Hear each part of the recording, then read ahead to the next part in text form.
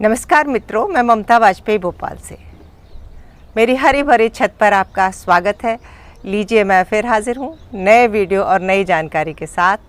आप देख रहे हैं इंडियन टेरेस गार्डनिंग आर्ट।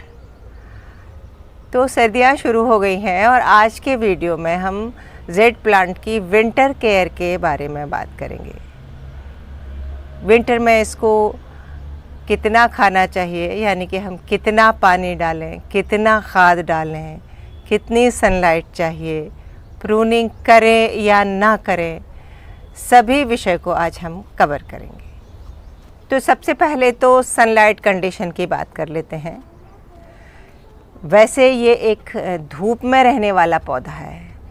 ये बड़ी विडंबना है कि ज़्यादातर नर्सरी वाले इसको इंडोर प्लांट कहकर बेच देते हैं, लेकिन ये इंडोर प्लांट बिल्कुल भी नहीं है। ये तेज़ धूप में चलने वाला पौधा है। और जब मैं तेज़ धूप कह रही हूँ तो सर्दियों की तो फुल तेज़ धूप चाहिए, लेकिन गर्मियों में जब मई जून की बहुत थपेड़े वाली लू चलती है तब हम इसको थोड़ा सा शेड में रख सकते हैं। अगर आपको स्वस्थ जेड प्लांट चाहिए तो इसको खुले सनलाइट में रखेंगे। जितनी इसको धूप मिलेगी उतना ये हेल्दी रहेगा। इसकी पत्तियाँ अच्छी गद्देदार मोटी रहेंगी और तना भी अच्छा सरवाइव करेगा। और अगर आप छाया में रख देंगे तो इसकी पत्तियाँ लेगी सी हो जाएंगी। कई लोगों का जेड प्लांट आप देखो एकदम बिखरा सा, पतली पतली टहनियाँ और मुलायम सी पत्तियाँ दिखती हैं ना, तो उसका यही कारण होता है कि उन्होंने सही जगह पर नहीं रखा है। तो अब जब सर्दियां आ गई हैं तब तो इसे अच्छी खुली धूप चाहिए।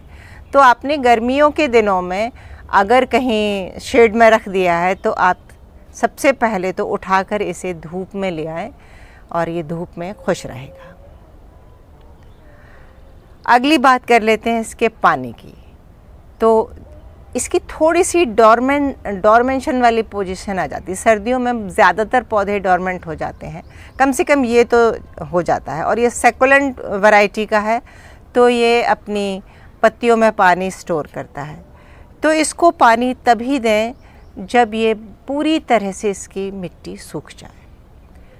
अक्सर सर्दियों में लोग इसे ओवर वाटरिंग से ख़त्म कर लेते हैं, ये मर जाता है। ओवर वाटरिंग के लक्षण क्या होते हैं कि अगर आप ओवर वाटरिंग कर रहे हैं तो पत्तियां एकदम से पीली होकर झड़ जाएंगी और इसकी जो ब्रांचेस होती हैं पतली पतली, वो भी जगह जगह से गलने लगेंगी और पौधा मुरझाया हुआ सा दिखेगा।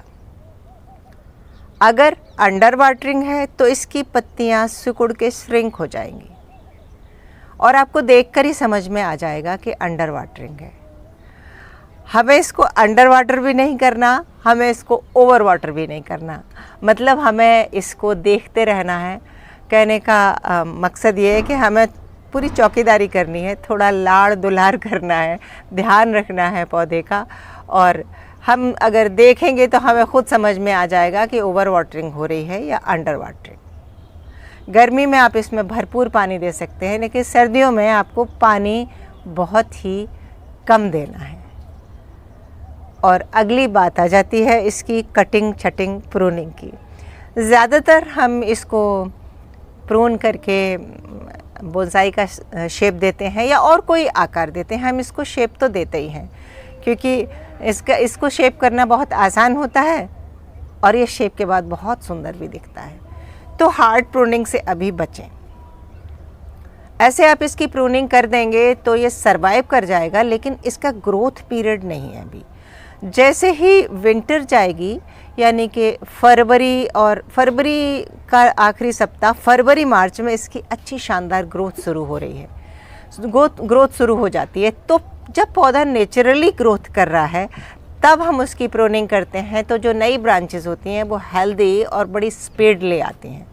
तो अगर आपकी कोई मजबूरी है, आप बोनसाई बना रहे हैं, तो सॉफ्ट प्रूनिंग आप कर सकते हैं।